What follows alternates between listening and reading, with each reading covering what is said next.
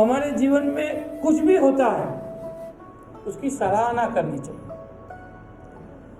हमें उसका आभारी होना चाहिए, उसकी कृतज्ञता हमारे जीवन में उसके प्रति हमारे हमेशा रहनी चाहिए। हमें इस बात का एहसास हमारे मन में रखना चाहिए कि हमें जो भी मिल रहा है, जिसके माध्यम से मिल रहा है, जिसके द्वारा मिल रहा है,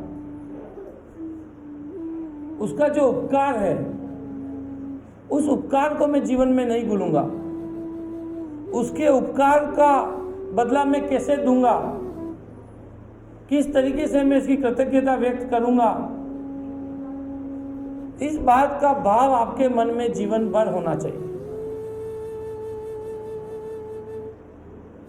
आपके ऊपर जो भी उपकार करता है, चाहे आपका गुरु है, चाहे वो आपको शिक्षा दे रहा है,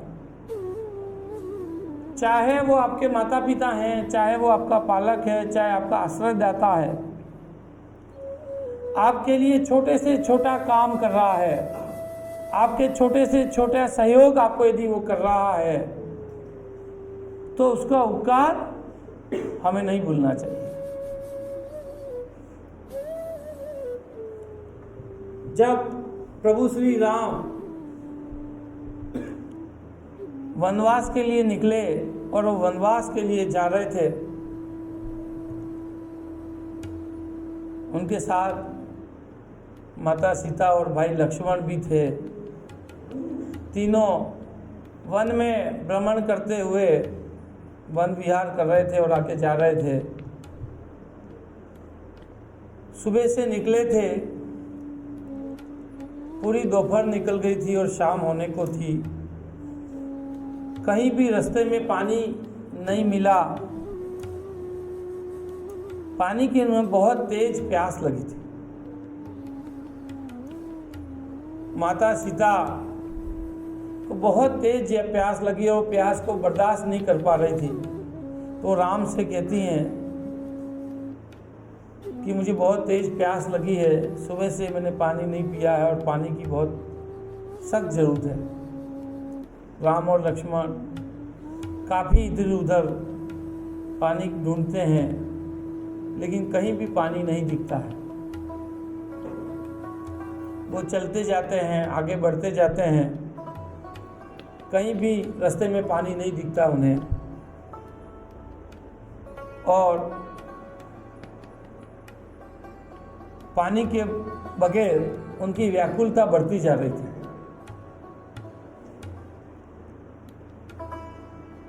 उस व्याकुलता के दौरान चलते चलते एक बूढ़ा मोर उन्हें दिखता है। वो मोर से पानी के बारे में पूछते हैं कि यहाँ आसपास पानी कहाँ मिल सकता है। मोर चूंकि बहुत बूढ़ा हो चुका था, अब उसमें उड़ने की कोई शक्ति नहीं बची थी, लेकिन वो राम, सीता और लक्ष्मण की प्यास और उनकी व्याकुलता को देख करके उनकी मदद को तत्पर होता है और वो कहता है कि मेरे साथ चलो, मैं उड़ के चलता हूँ और वहाँ जलधारा तक आपको लेके जाता हूँ। राम देखते हैं कि ये बहुत ही वृद्ध हो गया है और यदि ये उड़ा तो उसके पंख गिर जाएंगे और उसका जीवन समाप्त हो जाएगा, क्योंकि किसी भी मोर के जो पंख हैं वो तब उसके गिर जाते हैं जब वो बहुत प्रसन्न हो या वो बूढ़ा हो गया और उसकी अंतिम अवस्था हो। तो उस मोर की अंतिम अवस्था थी, तो राम उसे रोकते हैं कि नहीं, तुम रुको, हम आगे जाएंगे और कोई व्यवस्था देखेंगे। तो मोर कहता है कि नहीं, मैं आपको प्रभु लेके जाऊंगा और व्यवस्था बताऊंगा। तो मोर उड़ता जाता है, राम, लक्ष्मण और सीता पीछे चलते जाते हैं। वो एक जलधारा तक पहुंचते हैं।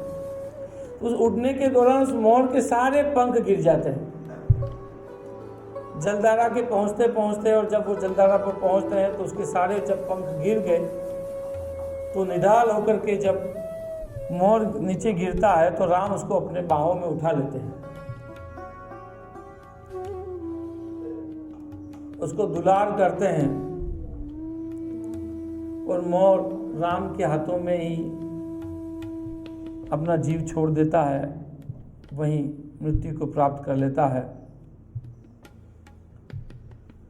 राम उस मोर की कृतज्ञता व्यक्त करते हैं कि हे मोर, तुमने आज मेरी विकट परिस्थिति में हमें जल पिलाने के लिए अपनी देह त्याग दी। ये तुम्हारा जो उपकार है, उस उपकार को मैं जीवन में नहीं भूल सकता।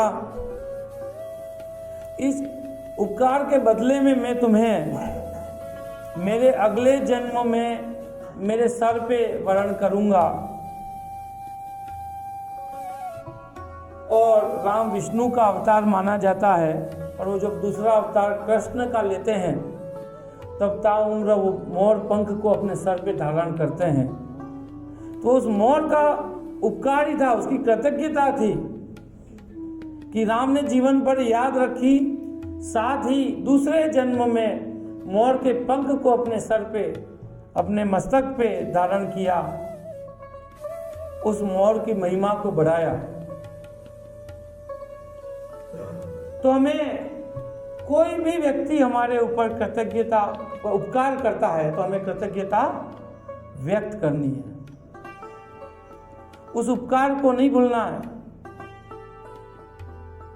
उस सहयोग को नहीं भूलना है, उस साथ को नहीं भूलना है।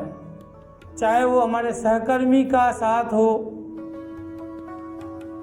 चाहे वो ईश्वर का उपकार हो, चाहे हमारे माता पिता का हो, चाहे हमारे बॉस का हो, चाहे रोजगार देने वाले का हो, चाहे शिक्षा देने वाले का हो, चाहे किसी का भी उपकार,